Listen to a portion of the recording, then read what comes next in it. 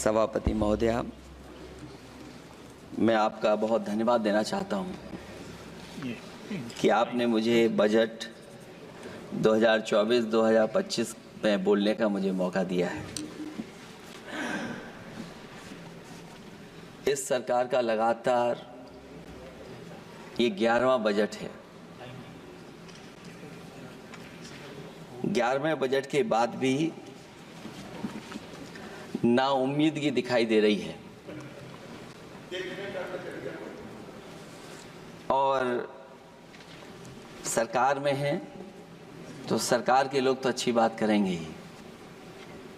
न केवल नाउम्मीदगी दिखाई दे रही है बल्कि जो चेहरों पे खुशी होनी चाहिए थी सरकार बनने के बाद, वो चेहरों पे उतनी खुशी नहीं दिखाई दी।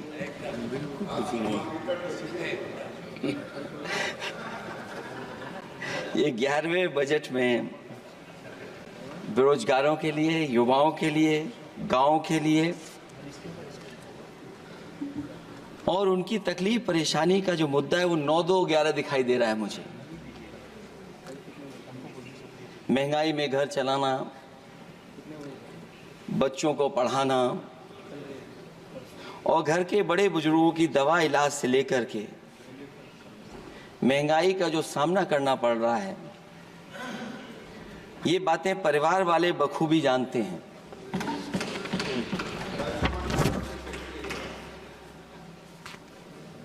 मैं जब सत्ता पक्ष के लोगों के जो आंकड़े देखता हूं और सुनता हूं,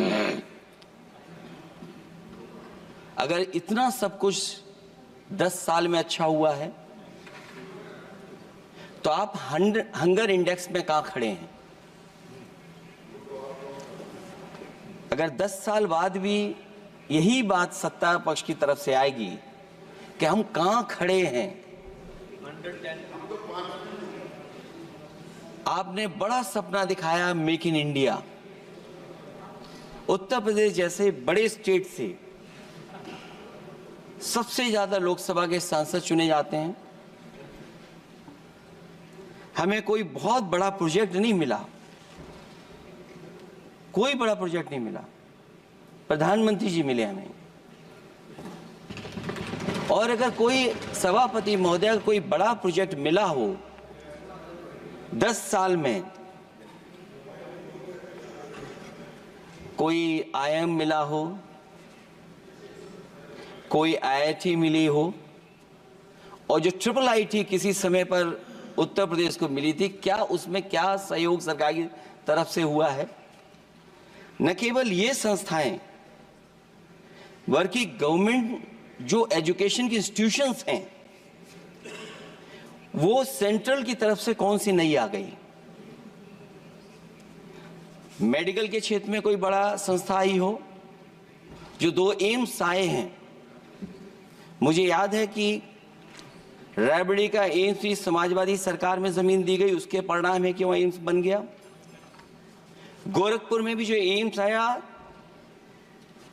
समाजवादी सरकार थी, जमीन दी गई, तब एम्स आया। और जो एम्स आ भी गए हैं अगर वहां 2, क्या उनमें पर्याप्त इलाज मिल पा रहा है? केवल यही नहीं, मेक इन इंडिया सपना तो ये दिखाया गया था कि अगर प्राइवेटाइजेशन हो जाएगा तो नौकरियां मिल जाएंगी। कुछ हद तक तो बहुत सी चीजें प्राइवेटाइज हो गईं, लेकिन नौकरियां कम होती चली गईं। और जो सबसे बड़ा सवाल है, जो पीड़ित परिवार के लोगों को जो हक और सम्मान मिलता है, क्या ये सरकार वो दे पा रही है? टैक्स कलेक्शन में सपना दिखा रहे हैं कि हम यहां पहुंच गए हैं, आखिरकार एक्सपोर्ट क्यों कम होता चला जा रहा है? और हम जो ट्रेड डेफिसिट है उसको कैसे खत्म करेंगे?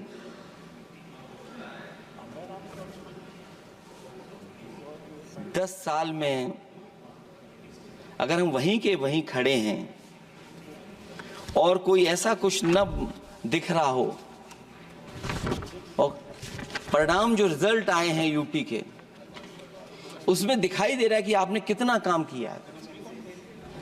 सभापति महोदय, अगर ये सब कुछ अच्छा किया होता तो क्या परिणाम ऐसे आए होते? जहां हारे ही नहीं हैं आप, सीटें ही कम नहीं हुई हैं।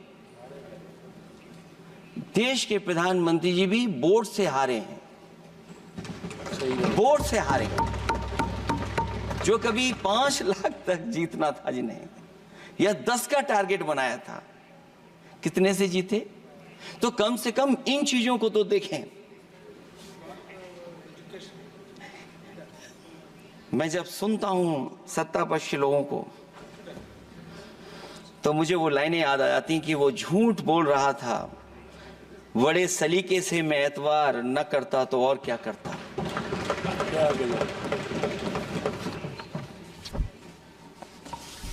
मुझे याद है कि देश के प्रधानमंत्री जी ने जनकपुर में एक झंडा दिखाया था और उस बस में 35 लोग बैठ करके अयोध्या आए थे। सभापति महोदय, उस समय भी मैंने मांग की थी कि जहां से जनकपुर से यात्रा शुरू हो रही है और अयोध्या तक बस से लोग आएंगे तो पता नहीं कितने घंटों में आएंगे। मैंने मांग की थी कि वहां से लेकर के अयोध्या तक एक्सप्रेसवे बनना चाहिए कि कम से कम जो जनकपुर से आए और अयोध्या दर्शन करने आ रहे हैं और बस से आ रहे हैं, कम से कम उनकी तकलीफ परेशानी तो कम होती। जो आप कहते हैं कि एफडीआई बहुत आया है, मैं अभी सुन रहा था, कहा कि टेलीफोन बनने लगे। टेलीफोन बन नहीं रहे हैं, मोबाइल बन नहीं रहे हैं। वो समाजवादी पार्टी के समय पर नोएडा में जो इंडस्ट्रियल पॉलिसी थी, इलेक्ट्रॉनिक पॉलिसी थी, उसके तहत आई थी। वो इंडस्ट्री जितनी आई है उस समय उस पॉलिसी के तहत आई और बन नहीं रहा है। मेक इन इंडिया नहीं हो रहा है। लेकिन जमीन किसने दी है? जमीन किसने दी थी उन लोगों को? बिना जमीन पर हवा में बना दो तो मैं आपका धन्यवाद दूंगा। उस पॉलिसी के तहत वो झूठ बोल रहा था बड़े सलीके से। आप कह रहे हैं कि एफडीआई लाए हैं हम लोग। एफडीआई, अगर पूरे देश का हम एफडीआई देखें तो उत्तर प्रदेश को कितना एफडीआई मिला है? सभापति महोदय, अगर 1% से ज्यादा भी एफडीआई उत्तर प्रदेश को मिला हो तो बताइएगा आप।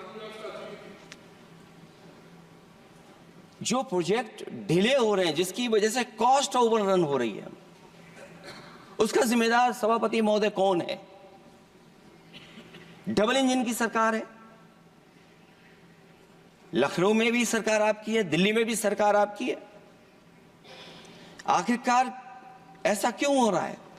और आज ही जब सदन में सभापति महोदय हम लोग आए हैं तो एक और रेल एक्सीडेंट की खबर सुनी है। जब से ये सरकार आई है, रेल एक्सीडेंट्स और पेपर लीक में कंपटीशन चल रहा है कि कौन आगे जाएगा।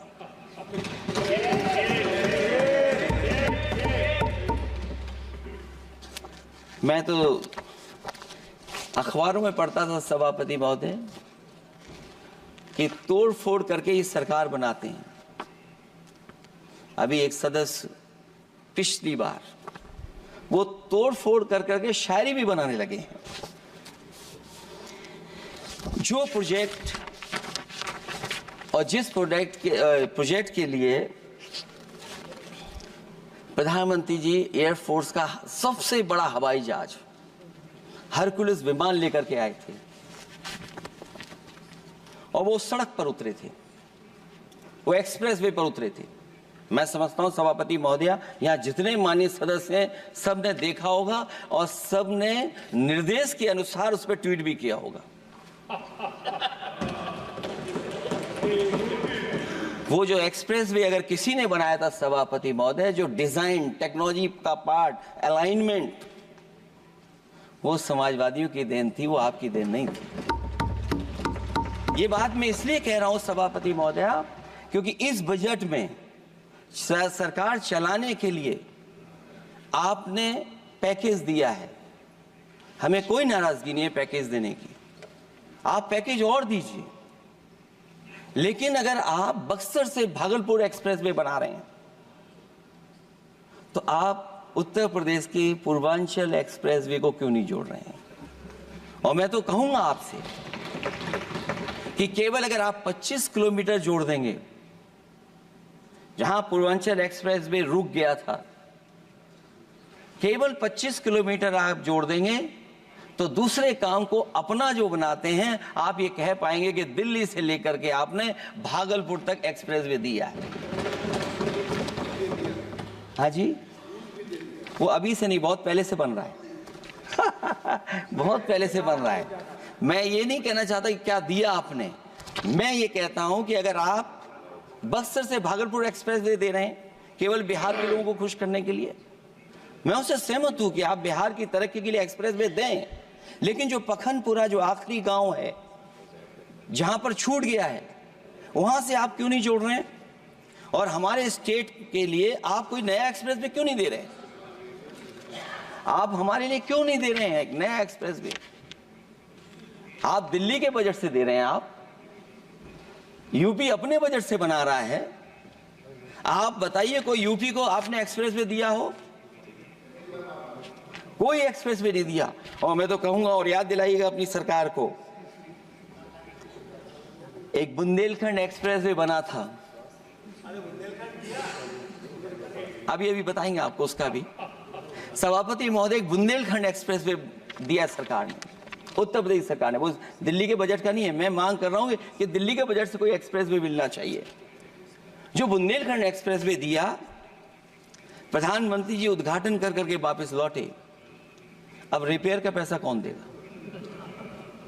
वो आज भी रिपेयर मांग रहा है।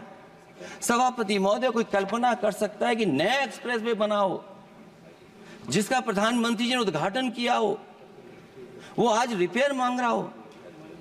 और वो एक्सप्रेसवे 6 लेन नहीं है, वो 4 लेन है। मैं इसमें भी सुझाव देना चाहता हूं, ये जो बुंदेलखंड वाला एक्सप्रेसवे है, ये अभी 15,000 करोड़ से ज्यादा का बना है स्टेट गवर्नमेंट का।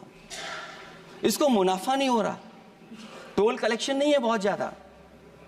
इसको सतना से जोड़ दिया जाए और बुंदेलखंड जहां से शुरू हो रहा है हमारे डिस्ट्रिक्ट इटावा से, कम से कम उसको हरिद्वार तक ले जाना चाहिए। अगर हरिद्वार से लेकर के सतना लोग चले जाएंगे तो शायद बुंदेलखंड के लोगों को भी लाभ होगा। और सबसे बड़ी बात है सभापति महोदय, दिल्ली और लखनऊ मिलकर के उन एक्सप्रेसवे की सेफ्टी से और उसकी डिजाइन से खिलवाड़ कर रहे हैं। जो इंडियन रोड कांग्रेस कहती है, जो डॉक्यूमेंट कहता है, वो ये कहता है कि मीडियन सड़क का 12 मीटर से लेकर के 14 मीटर होना चाहिए। आप जाकर के देख के आइए, जो पूर्वांचल वाला बना है उसका मीडियन कितना है? क्या भविष्य में आपने चलने वालों की सेफ्टी के साथ खिलवाड़ की है कि नहीं की है? ये आपको विचार करना पड़ेगा। जिस समय लद्दाख और चीन को लेकर के सवाल उठा था सभापति महोदय, उस समय पॉलिटिकल पार्टी से सुझाव मांगे गए थे और सुझाव ये मांगे गए थे कि आप क्या सुझाव देना चाहते हैं। तो उस समय जो सुझाव समाजवादी पार्टी ने दिया था, वो सुझाव ये था कि लिपू लेक से लेकर के आपके ग्वालियर तक 6 लेन हाईवे बनना चाहिए। कभी जरूरत पड़ने पर सीमाओं पर हमारी फौज का आना जाना जल्दी हो जाए। और मुझे याद है, जो अखबारों में मैंने पढ़ा था, सरकार ने उसको स्वीकार कर लिया था कि 6 लेन हाईवे बनेगा वो। लेकिन जब टेंडर की बात आई तो सुनने में आया कि वो 4 लेन बनने जा रहा है। और अभी जब वो काम हो रहा है, जब काम मैंने दोबारा उसको देखा तो पता लगा कि डबल लेन पेव शोल्डर बन रहा है। सोचिए, कहां 6 लेन बनाने की बात थी, आप डबल लेन पेव शोल्डर बना रहे हैं। और पता नहीं कौन उस हाईवे को डिजाइन किसने किया है डिजाइन कि जितने भी कस्बे उसके आसपास पड़ रहे हैं, कस्बे वाले अब नाला कहां से बनाएं, घर ऊंचा करें कि सड़क को तोड़ें। बहुत सारे कस्बों को वो समस्या के संकट में डाल दिया है सरकार ने।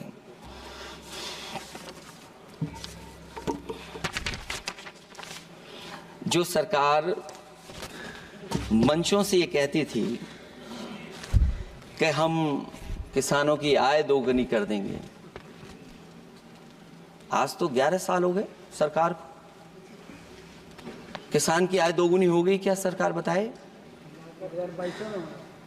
और अभी मैं बहुत सारे माननीय सदस्यों को जब सुनता हूं तो वो कहते हैं कि हम एमएसपी दे रहे हैं। अगर आप एमएसपी दे रहे हैं तो उसकी कानूनी गारंटी क्यों नहीं दे रहे हैं आप कानूनी गारंटी दीजिए। और फिर कई बार सुनने को मिलता है कि हॉर्टिकल्चर क्रॉप्स के लिए आप क्या कर रहे हैं, उसके एमएसपी की कब तैयारी करेंगे आप? और फिर आय दोगुनी में आप कितना देंगे किसान को? जो पिछले बार बजट में कहा गया था कि एग्रीकल्चर इंफ्रास्ट्रक्चर के लिए 1 लाख करोड़ देश को मिलेगा। अगर 1 लाख करोड़ देश को मिला होगा एग्रीकल्चर इंफ्रास्ट्रक्चर को, तो कम से कम यूपी का शेयर कुछ तो रहा होगा। सभापति महोदय, सरकार ने अगर एक भी मंडी बनाई हो तो बता दें। हाँ, ये अलग बात है कि अगर आप कोई चीज सुधारने के लिए कोई परिवर्तन कर रहे हैं, स्टोरेज के लिए किसी को पहले ही बता दे रहे हैं, वो बात अलग है। लेकिन किसान कहां जाएगा जहां उसको रेट मिलेगी? और फिर ये इस बजट में कहा जा रहा है कि हम 109 high yielding and climate resilient varieties लाएंगे। तो सभापति महोदय, हम अपने माननीय मंत्री से कहेंगे कि वो ग्लोबल वार्मिंग के लिए जो आप काम पिछले कितने वर्षों से कर रहे हैं, क्या हुआ उस ग्लोबल वार्मिंग का? COP21 में भी आप हुआ है, G20 में भी आपने आश्वासन दिया और कुछ नहीं किया, तो आपको क्या लाना पड़ रहा है? 109 high yielding and climate resilient varieties. आप मुझे बताओ किसान पर कब तक पहुंचाओगे आप, और उसको पहुंचाने के लिए आपके पास क्या इंतजाम है? और फिर दूसरे पैराग्राफ में फिर बदल जाते हैं आप। अभी आप बात कर रहे हैं रेजिलिएंट वैरायटीज की, और फिर आप कह रहे हैं कि हम नेचुरल फार्मिंग को बढ़ावा देंगे। सभापति महोदय, इस सरकार बताए कि रेजिलिएंट क्रॉप सीड्स कब तक पहुंचा देंगे, उससे लाभ किसानों को कैसे मिलेगा? और फिर नेचुरल फार्मिंग जो अभी भी कर रहा है किसान कई जगह पर, उसके लिए क्या अलग से पैकेज है आपके पास बजट में? आपने तो केवल सभापति महोदय एक चीज सीखी है पार्ले जी बिस्किट से, महंगाई और मुनाफा। इस सरकार ने 10 साल में डीएपी की बोरी को, खाद की बोरी को छोटा कर दिया। इससे और ज्यादा छोटा मत करना आप। और आपने डीएपी, जब किसान डीएपी लेने गया तो सरकार ने कहा कि बिना नैनो यूरिया के आप नहीं मिलेगा आपको। मैं सरकार से जानना चाहता हूं कि नैनो यूरिया से क्या लाभ पहुंचा है किसानों को, ये बताइए। नैनो यूरिया से क्या लाभ पहुंचा है सरकार बताए।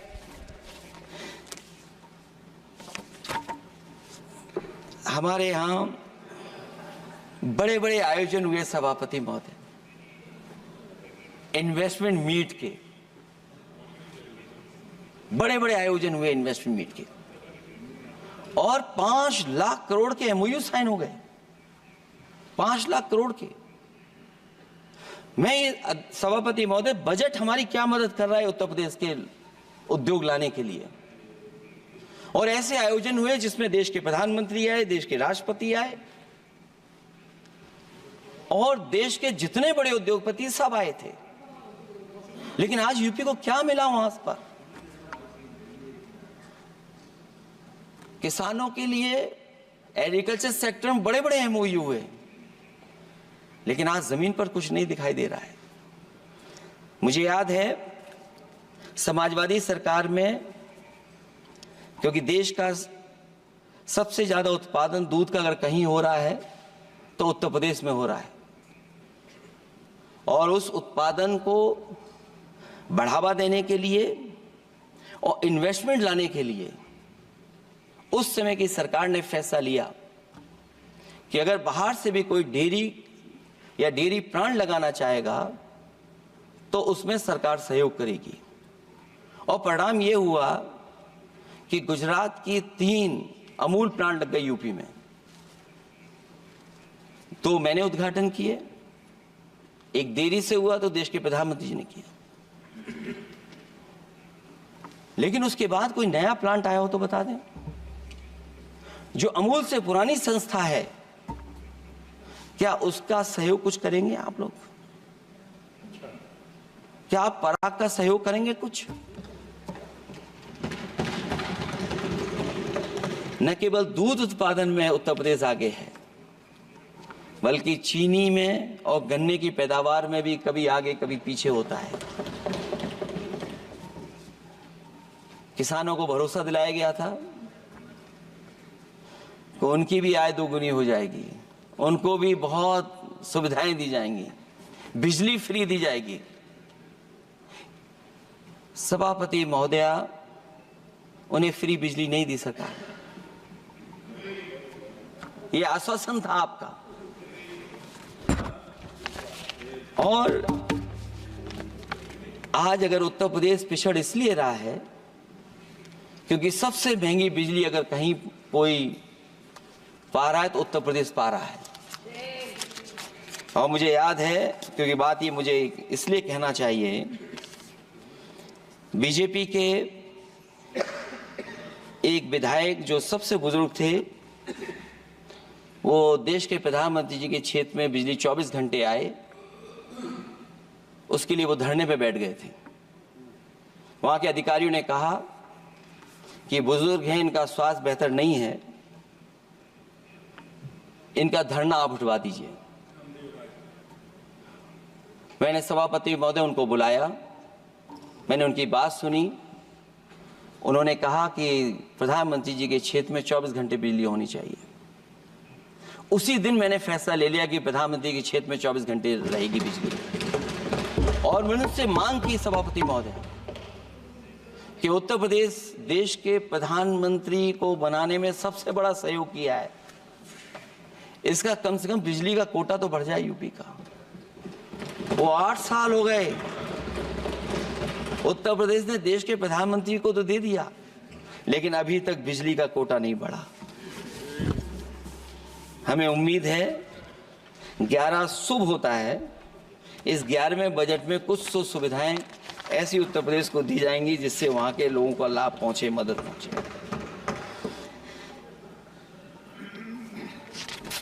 जहां किसान आत्महत्या कर रहा है,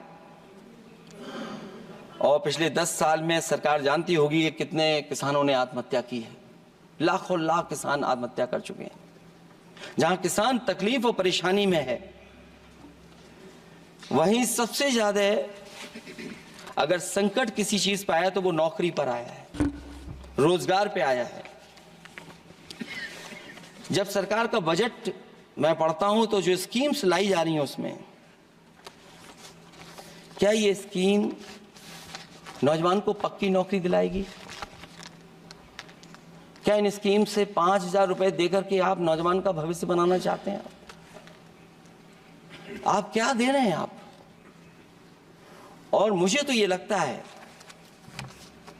कि जो वर्क फोर्स आप बना रहे हैं ट्रेनिंग देकर के सरकार के पैसे से, अंतोगत्वा इनको भी एक्सप्लॉइट वही लोग करेंगे, उद्योगपति। आखिरकार जब इतनी टेक्निकल, इतनी ट्रेन फोर्स होगी, तो आप ये मुझे बताइए कि उसके भविष्य क्या होगा। अगर इतने बड़े पैमाने पे आप ट्रेनिंग करा रहे हो, सरकार का बजट उसमें खर्च हो रहा है, तो सभापति महोदय उनका भविष्य क्या होगा? 5 साल के बाद।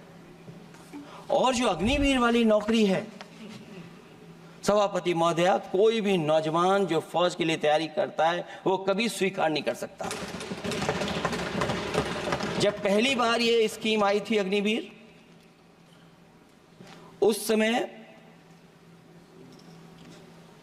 बड़े बड़े उद्योगपतियों से ट्वीट कराया गया था कि कि अग्निवीर से अच्छी कोई योजना नहीं है, इनको हम नौकरी दे देंगे, हम अपने यहाँ रख लेंगे।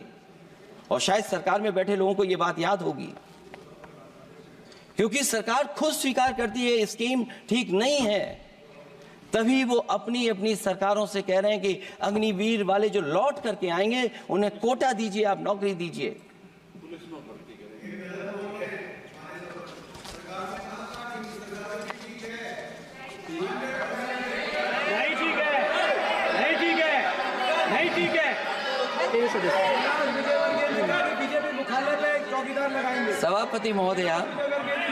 सभापति महोदय, मैं बैठ जाता हूं, आप खड़े होकर के कह दीजिए अग्निवीर व्यवस्था अच्छी है।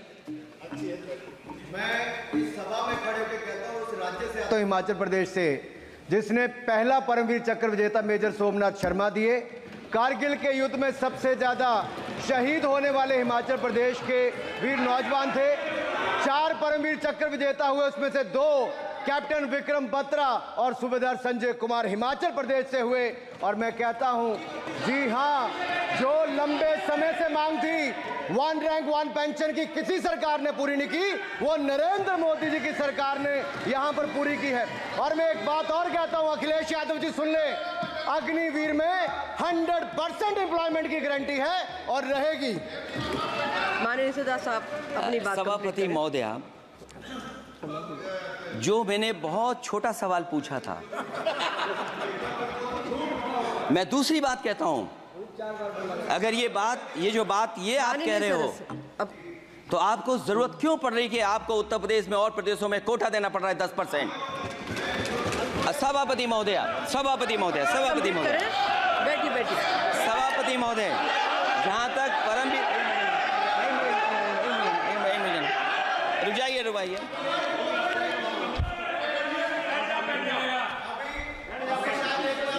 अरे सुन लेने दो। माननीय सदस्य, आप अपनी सभापति महोदय, सभापति महोदय, चैल जानते हैं आप कहाँ हैं? चैल जानते हैं आप कहाँ हैं? कभी गए हो मिलिट्री स्कूल में? मैं खुद मिलिट्री स्कूल का पढ़ा हूं। और आप परमवीर चक्र की बात कर रहे हो, तो हम भी तमाम नाम गिना सकते हैं। माननीय सदस्य से मैं आग्रह कर रही हूं, आपस में चर्चा न करें। ये सभापति महोदय, ये सभापति महोदय, जी 1 मिनट से भी कम, मैं आपके सामने कहना चाहता हूं, ये तो केवल मिलिट्री स्कूल गए हैं। मैं आज भी टेरिटोरियल आर्मी के 124 रेजिमेंट में कैप्टन के रैंक पे अपनी सेवाएं दे रहा हूं। अखिलेश जी, केवल ज्ञान मत बांटिए। राहुल गांधी जी के साथ बैठकर अब वहां बुलाने का झूठ बोलने की आपको आदत पड़ गई। प्लीज बैठिए, प्लीज। माननीय सदस्य से मैं आग्रह कर रही हूं, आप अपनी बजट पर चर्चा करें। सभापति महोदय, आपका समय पूरा हो गया है, मैं प्लीज कंप्लीट करिए। सभापति महोदय, मैं इसलिए नहीं कह रहा, मैं क्या बात कहना चाहता हूं, शायद मंत्री जी नहीं रहे इसलिए तकलीफ परेशानी ज्यादा है। और आप, अरे हमारा दर्द नहीं समझोगे, हम आपका दर्द चेहरे से पढ़ते हैं। अच्छा, दर्द मैं बताता हूँ, माननीय सदस्यों से मैं आग्रह कर रही हूँ, सभापति महोदय, दर्द मैं बताता हूँ, बजट पर चर्चा करिए। प्लीज बजट पर सभापति जी, दर्द मैं बताता हूँ। देखिए, दर्द बात पहुंचेगी कि नहीं पहुंचेगी। सभापति महोदय, उत्तर प्रदेश से जब से हारे हैं तब से कोई नमस्कार नहीं कर रहा है। तकलीफ वो है आपको। कंप्लीट करिए। वो वीडियो हमने देखा है कि कोई किसी को नमस्कार नहीं कर रहा है, कोई किसी को देख नहीं रहा है। चलिए, धन्यवाद माननीय। और जो अपने आप को बहुत ताकतवर कहते थे, आप अपने आप को, जिसने हराया उसको नहीं ये हटा पा रहे हैं। अब बात समझ में नहीं आई ना? माननीय जिसने हराया उसको नहीं हटा पा रहे।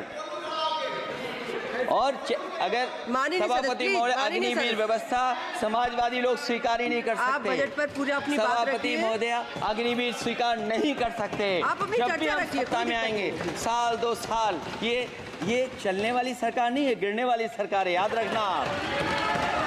माननीय सदस्य, और देखिए, आप क्यों नहीं समझ रहे हो? साइकिल हमारा चुनाव चिन्ह है, साइकिल ही आपको सरकार चलवा रही है। जिस दिन साइकिल हट गई, आप कहां बैठे मिलोगे? और दूसरे हमारे साथी हैं जो हमें लेकर के यहां लाए थे। माननीय हम यहाँ सदस्य से मैं छूट गए, आग्रह कर वो रही चले हूँ, गए वहाँ। कंप्लीट करिए। सभापति महोदय, मैं Please, एक please complete। दो तीन बातें कहता हूँ यूपी को लेकर के मैं मांग करता हूँ। जी, कंप्लीट करिए आप। सभापति महोदय, चंबल एक्सप्रेस वे बनना चाहिए, क्योंकि देश का सबसे बड़ा एक्सप्रेस वे जो 1 लाख करोड़ का बना है वो दिल्ली मुंबई से है, और यूपी को क्यों नहीं जोड़ रहे हैं आप? गंगा को लेकर के सब चिंतित हैं, गंगा की सफाई अभी नहीं हुई है। जो बजट गया पता नहीं कहां चला गया, किसी को नहीं पता। जैसे पानी बहा वैसे ही बजट भी चला गया। दूसरा, क्योंकि मंत्री जी बैठे हैं, वो जानते होंगे मंत्री जी कि देश की सबसे अच्छी लाइन सफारी बनी है इटावा में, और उस लाइन सफारी को बनाने में हम लोगों को बहुत समय लगा, क्योंकि एक लाइन सफारी, एनिमल सफारी अगर बननी हो, उसको बनाने में बहुत टाइम लगता है, बहुत जगह से परमिशंस लेनी पड़ती हैं।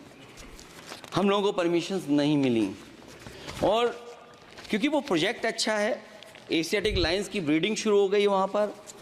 ये सरकार इसलिए नहीं शुरू करना चाहती है क्योंकि वो समाजवादियों ने बनाई है। पहली बार देश में एशियाटिक लाइन्स पैदा हो रहे हैं। नहीं, वहाँ पर इटावा में पहली बार हो रहे हैं, और वो इसलिए नहीं शुरू कर रहे हैं। और वो शेर मैं बता दूं आपको, शेर आया था कि कोई और आया था, वो कहानी मैं नहीं पढ़ूंगा यहाँ पर, फिर मैं बोल दूंगा तो फिर कहोगे कि क्या बोल दिया मैंने, इसलिए मत बुलवाइए तो ही अच्छा है। कि कुछ तो धन्यवाद माननीय सदस्य, धन्यवाद। कुछ मत बुलवाइए मुझसे। सभापति महोदय, मैं ये कहना चाहता हूँ कि लाइन सफारी, एनिमल सफारी उस क्षेत्र की, यूपी की प्राइड है वो, कि पहली बार ब्रीडिंग सेंटर एशियाटिक वहाँ पर बन गया है। दिल्ली की सरकार और यूपी की सरकार मिलकर के उसको शुरू नहीं होने दे रही है। मुझे उम्मीद है कि उसको शुरू करवा देंगे आप। और आखिरी में मैं कहता हूँ, चलते चलते आप 2 लाइनें कहता हूँ, बुनियाद को नकार कर जो इमारतें उठाएंगे, हम भी देखते हैं वो किस मंजिल तक जाएंगे। धन्यवाद। बहुत बहुत